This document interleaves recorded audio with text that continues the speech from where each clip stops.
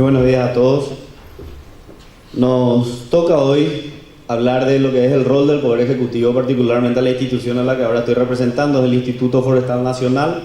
Así que voy a hacer una breve introducción de cuál es su función dentro del Poder Ejecutivo y desde qué año más o menos está operando en la política nacional. El Instituto Forestal Nacional fue creado por ley en el año 2008. Anteriormente era una institución que formaba parte del Ministerio de Agricultura y Ganadería.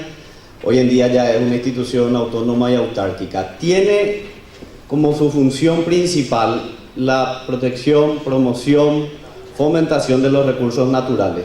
La ley que da nacimiento a todo esto, cuando todavía era el Servicio Forestal Nacional, antes de ser Infona, es la ley 422, que bueno, es la ley que da prácticamente nacimiento a la vida ambiental jurídica en este país. Hay una cuestión que es muy importante mencionar ahí. Esa ley hace una mención muy importante, que declara en su artículo 1 los recursos forestales como de interés público. Este es un cambio bastante importante considerando que en el Paraguay el 80% de los bosques se encuentran en propiedades privadas. Entonces, primeramente ya surge el primer conflicto: ¿cómo aplicar las disposiciones desde el Poder Ejecutivo, desde el Poder Administrativo, sobre una institución constitucionalmente validada como ser la propiedad privada? Entonces empiezan a jugar figuras como restricciones de dominio o intereses superiores, derechos fundamentales. Son cuestiones que desde la administración uno siempre tiene que velar, porque sabemos bien de que la base de un Estado de Derecho es la garantía del ciudadano de que se respeten las reglas del juego, o sea, las normas. En ese sentido, el Infona tiene un plan de ordenamiento, no un plan de ordenamiento, sino un plan de política forestal, en el cual, en conjunto con otras instituciones, como ser el MAE, que es la institución que compartimos dentro del Poder Ejecutivo, intenta organizar lo que es el aprovechamiento de los bosques. ¿Por qué digo el aprovechamiento de los bosques? Porque estamos hablando de los recursos forestales maderables y no maderables, que forman parte importante de nuestra economía nacional. Dentro de eso hay que tener un criterio evaluador bien sensato, bien sano, en el cual se lleve adelante esto que siempre llamamos del desarrollo sostenible. Pasando más adelante, quiero ir ya directamente, porque el tiempo es un poco corto, a lo que son las sanciones, dado que el interés principal, por lo que me estoy dando cuenta del foro, es ver cuáles son las problemáticas de la aplicabilidad de la ley que podemos tener y cuál es la funcionalidad del rol del Ejecutivo en este sentido y cuál es la eficacia o eficiencia a la que se puede aspirar, tanto desde lo que objetivamente está escrito como de lo que podría llegar a resultar bajando ese plano objetivo a la realidad. El Infona hoy en día tiene un clasificador de infracciones forestales que está en el decreto 1743. Ese clasificador de infracciones forestales se aplica a las conductas de los que se contrapongan a las obligaciones. ¿Cuál es la sanción? Multa. Nuestra sanción es multa. Tenemos otros tipos de medidas, por llamarlos de cierta forma, como por ejemplo, si es que una persona que tenía un plan de manejo aprobado lo incumplió, nosotros podemos determinar el cese o la anulación de ese plan, y tenemos otras medidas en las cuales necesariamente necesitamos la colaboración de otras instituciones que ya trasvasan a lo que es el Poder Ejecutivo, como por ejemplo las actuaciones en coordinación con el Ministerio Público. El Infona en particular es el ente fiscalizador de los recursos naturales. Y digo fiscalizador, ¿por qué? Porque este elemento de fiscalización es muy importante, sin el cual no se podría aplicar ninguna sanción.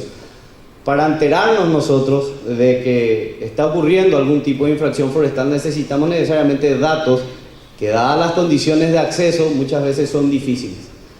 Originariamente siempre esto se hacía con recursos humanos, con oficinas regionales que están diseminadas en varios puntos del país. Hoy en día estamos cambiando un poco esa visión, con el objeto y con el ánimo de reforzar la tarea de las oficinas regionales, dando una mayor amplitud probatoria y un mayor peso probatorio dentro de lo que es el sumario administrativo a los mapeos satelitales. Los mapeos satelitales, si bien parece una cuestión fácil de poner una foto, no es así. Para que tenga una relevancia técnica jurídica, necesita ser bastante puntual. En ese aspecto, también nosotros, apenas entramos en la institución, vimos de que se necesitaba mejorar ese aspecto en particular. La relevancia de los mapeos satelitales y la facilidad con la que pueda usarlo no solo el Infona, sino que pueda usarlo toda la ciudadanía y todo el Estado en general. Para eso hicimos un convenio y en unas semanas más está programado lanzarse una plataforma de monitoreo que se llama la Global Forest Watch. Esta plataforma nos va a permitir emitir alertas de deforestación con un tiempo de actualización de 8 días, casi en tiempo real estamos hablando. ¿Cuál es el tema? Esa plataforma hoy en día en realidad existe, pero ¿cuál sería la tarea que falta ahí para que sea plenamente operativa y funcional a los intereses que tenemos? Primero tenemos que cargar todos los datos de los planes de uso que hay y de los planes de cambio, de los planes de manejo que hay para que uno pueda contrastar eso. Entonces, si salta una alerta, uno puede instantáneamente determinar, ok, pero esto está permitido porque está dentro de un plan de manejo. Esto está fuera totalmente de un plan de manejo, es directamente una actividad ilegal, ya prácticamente no es mi papel, pero me animaría a decir que es un ilícito. Y también quien tiene un plan de manejo y lo está incumpliendo. O sea, se está pasando o lo está haciendo en tiempos distintos, no se está ajustando. ¿Para qué eso? Para poder hacer una suerte de clasificación exacta de cómo determinar la falta administrativa correcta, cuál es la multa que corresponde y cuál es la medida de protección que uno tiene que solicitar al respecto desde el Infoma, que como les dije puede ser el cese de actividades, puede ser la anulación del plan de manejo, puede ser la obligación de recomponer el daño, pueden ser muchas medidas. Volviendo un poco a lo principal, como estaba diciendo, quiero explicarles lo que es el decreto 1743, que es el que nos rige a nosotros para todo tipo de actuar en pos de un sumario administrativo. Nuestro decreto nos establece de que las intervenciones se pueden realizar de oficio o por denuncias. Ante una denuncia o ante un conocimiento de nuestra institución de que esté ocurriendo un acto en contravención a las leyes forestales, se envía a un técnico de la oficina regional a que labre un acta de intervención. Por decreto, esa acta de intervención es la base legal que motiva suficientemente el sumario. Sin esa acta de intervención, nosotros no podemos llevar adelante, por más que tengamos una carga probatoria suficiente anterior.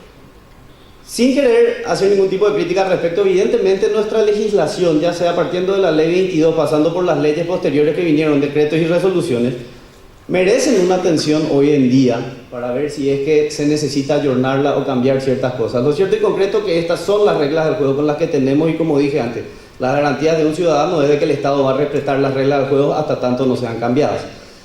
Entonces, una vez que tenemos nosotros el acta de intervención, se abre el sumario y se da la bilateralización del procedimiento.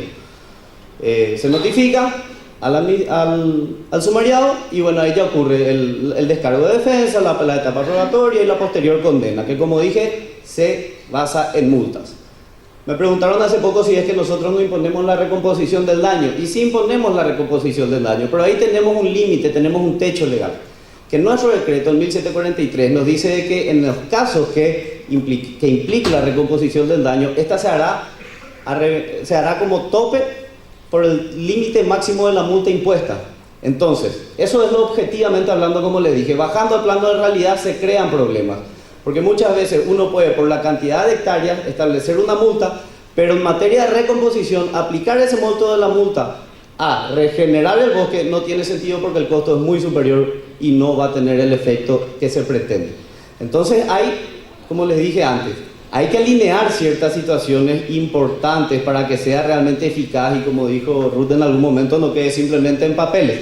Somos conscientes de eso, pero es una tarea legislativa bastante ardua a la cual de hecho ya estamos abocados, por decirlo así.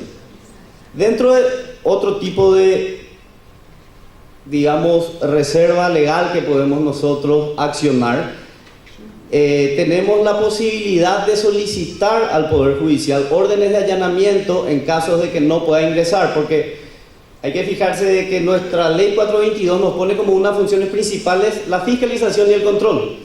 Para fiscalizar y para controlar hay que entrar al lugar. Para entrar al lugar es una propiedad privada, necesito o permiso del dueño o una orden de allanamiento.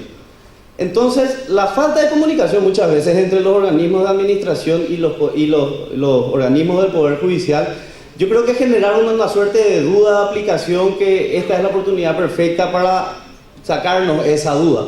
Porque los intentos que hemos tenido hasta este momento de solicitar nosotros por motus propio órdenes de allanamiento fueron respondidas a que recurramos por el Ministerio Público. Lo cual lo hicimos y lo cual tengo que admitir, trabajamos muy bien con el Ministerio Público. Hemos tenido respuesta inmediata de los agentes fiscales y una colaboración del 100% a ese efecto. Simplemente lo que quiero recalcar es de que la ley dice que podemos pedir una orden de allanamiento por nosotros mismos. Entonces, evidentemente hay que hacer una revisión para aplicar lo que está dicho y para ver si lo que está dicho sirve hoy en día. Recordemos que nuestra ley es del 73 y fue hecha inspiración del Código del Brasil y del Código de la Argentina, inclusive anterior al mismo. Otra de las figuras que nosotros encontramos, digamos, un escollo, por llamarlo de alguna forma, es en lo que respecta a la región oriental. Con la ley de deforestación cero, que gracias a Dios, por lo menos lo que yo siempre digo es que la ley de deforestación cero vino a parchar cualquier otro problema de interpretación que haya entre disposiciones de orden administrativo y de orden judicial, porque en la región oriental la cosa es más fácil. No podés desmontar ni 1 metro cuadrado, ni 2 metros cuadrados, o sea, es deforestación cero, sencillo. Entonces, lo hiciste y es prácticamente dos cosas al mismo tiempo: delito y falta administrativa, que no siempre van de la mano, ojo, pero en este caso sí. Entonces, cuando ocurre un acto, un delito de desmonte significativo en la región oriental, ¿qué pasa en realidad con el bosque? ¿Qué pasa en realidad con la zona afectada? ¿Qué pasa con la pregunta incómoda de que la persona que lo hizo simplemente puso una relación de costo-beneficio y dijo: yo he hecho tantas hectáreas porque voy a producir, la multa es tanto, puedo meter dentro de mi margen de costos, es perfectamente compensable, y inclusive el Ministerio Público lo puede llevar también, le puede imponer una pena privativa de libertad. Pero ¿qué pasa con el bosque? ¿Qué pasa con esa situación? Porque hasta ahora las figuras que tenemos, teniendo en cuenta que estamos hablando de propiedades privadas, las figuras de intervención que tenemos se asemejan a lo que son las restricciones de dominio. Pero ¿cómo hacemos para actuar como entes administrativos del Estado obligatoriamente sobre una propiedad privada, obligando a que se regenere o se recomponga un bosque? Metemos una medida de no innovar por 5 años y después 5 años más, me siguen sonando a parches.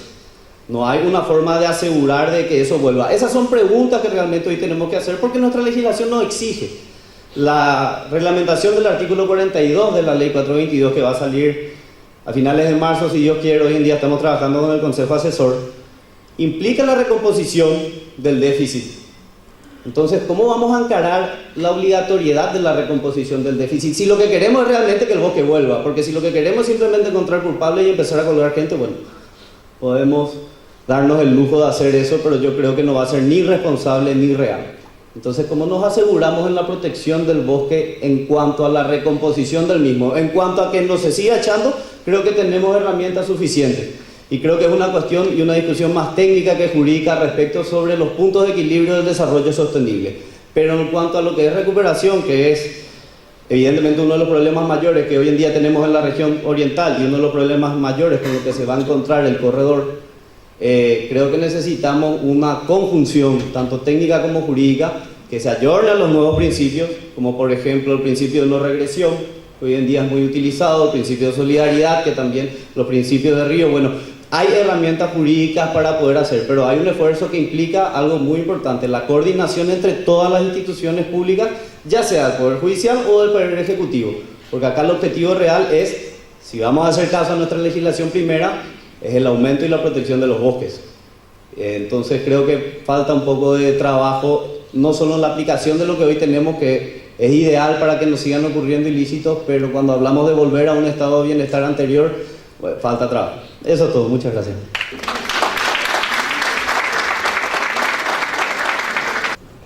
Buenos días. Es una cuestión de nobleza reconocer, valorar y agradecer la iniciativa. Este es un foro que se necesitaba y estoy convencido de que habrá un antes de este foro y un después.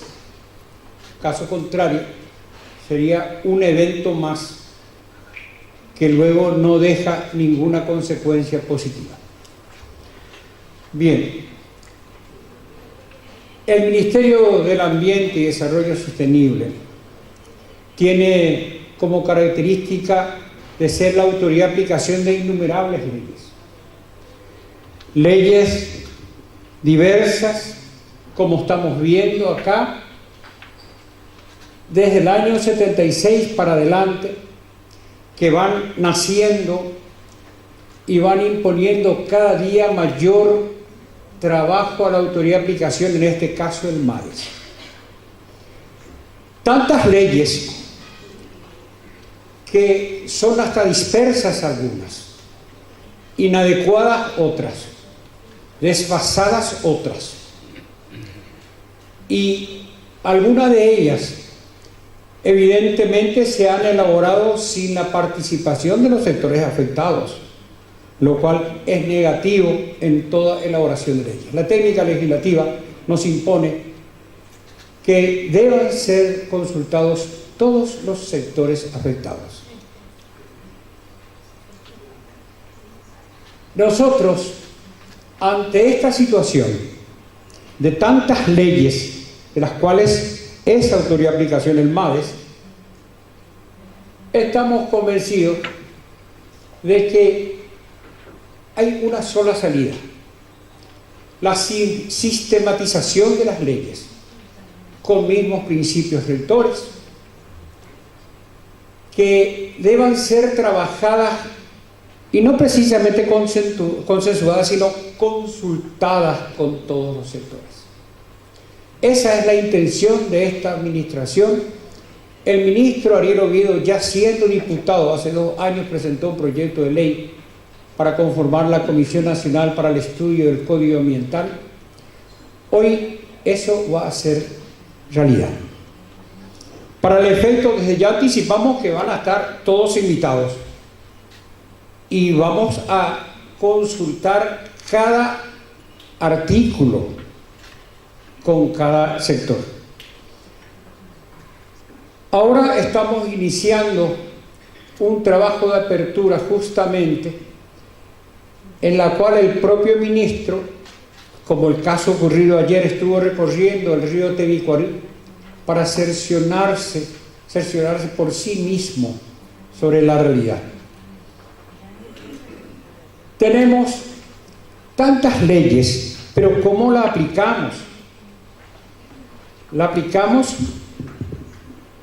con 17 fiscalizadores para todo el país. Absolutamente imposible. Con un presupuesto muy bajo, que no otorga posibilidades de que podamos controlar las leyes. Una cosa es contar con las leyes ambientales, otra es tener la posibilidad de controlarlas.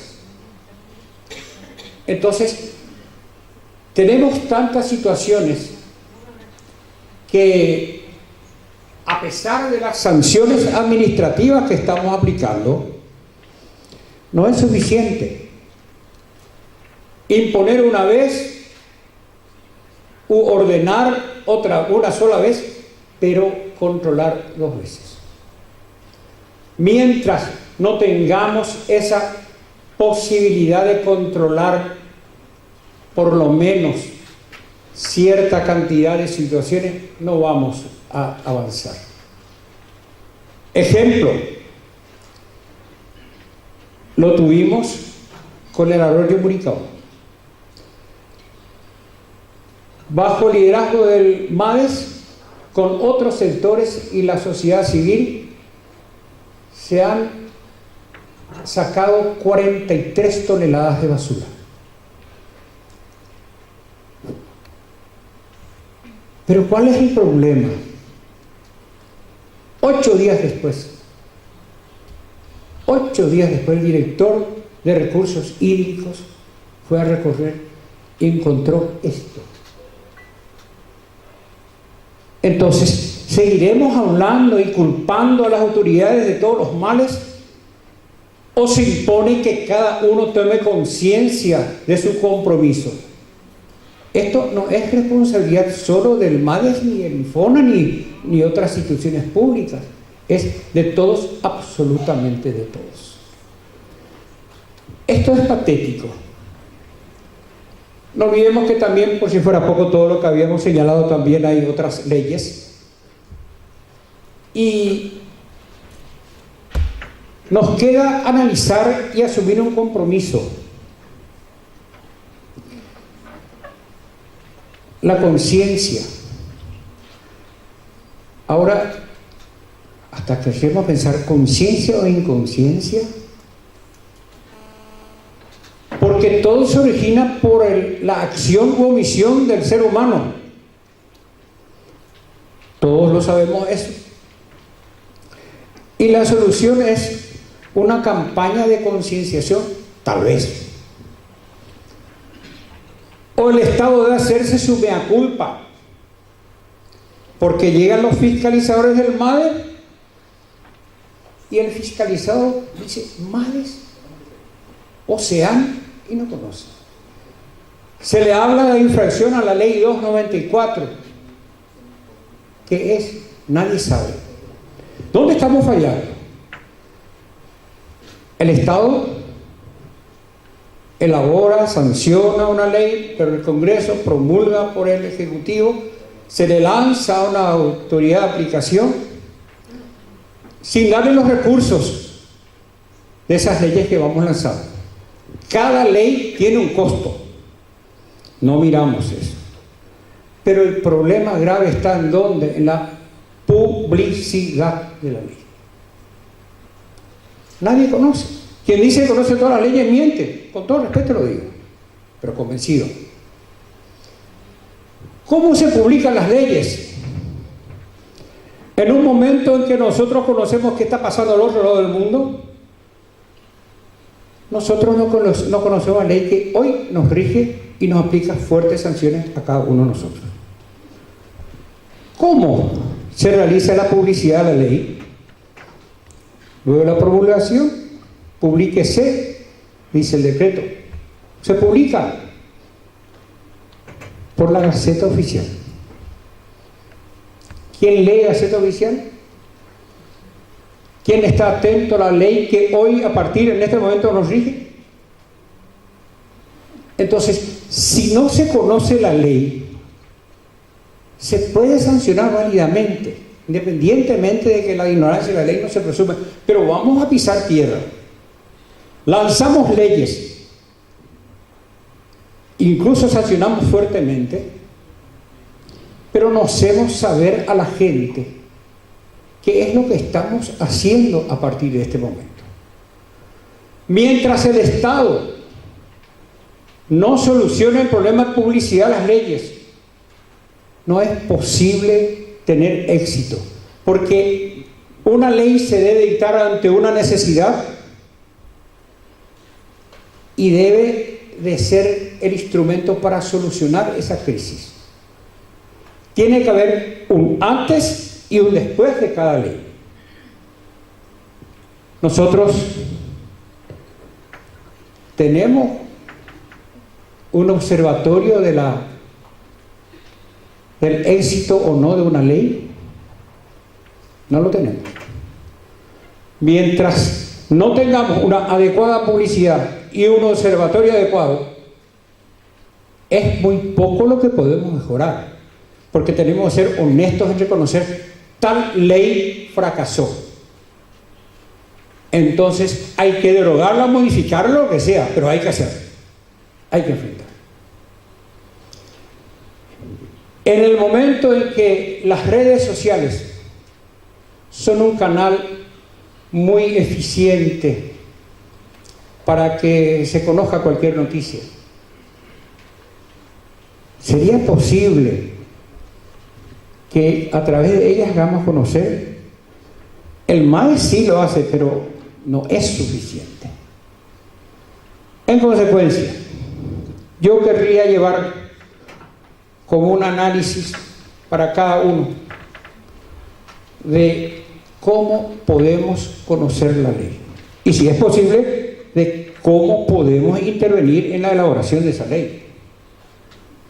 Nuestro Congreso es abierto, ahí todos tenemos ingreso a eso. ¿Utilizamos? No lo utilizamos. ¿Desinterés? Es probable. Personalmente no creo en que toda la culpa la tiren al Estado o a las autoridades, entre comillas. sin que nosotros asumamos nuestro rol de responsables en medio ambiente. Somos todos actores principales. Esa es la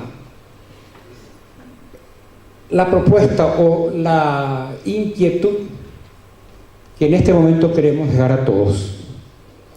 Que cada uno nos llevemos a analizar sobre nuestro rol que no hemos llevado a la práctica en cuanto al medio ambiente.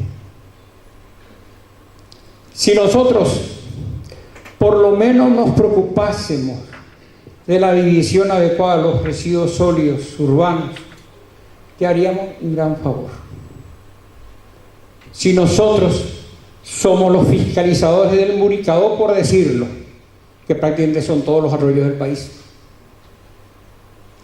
entonces tal vez podríamos ir avanzando poco a poco.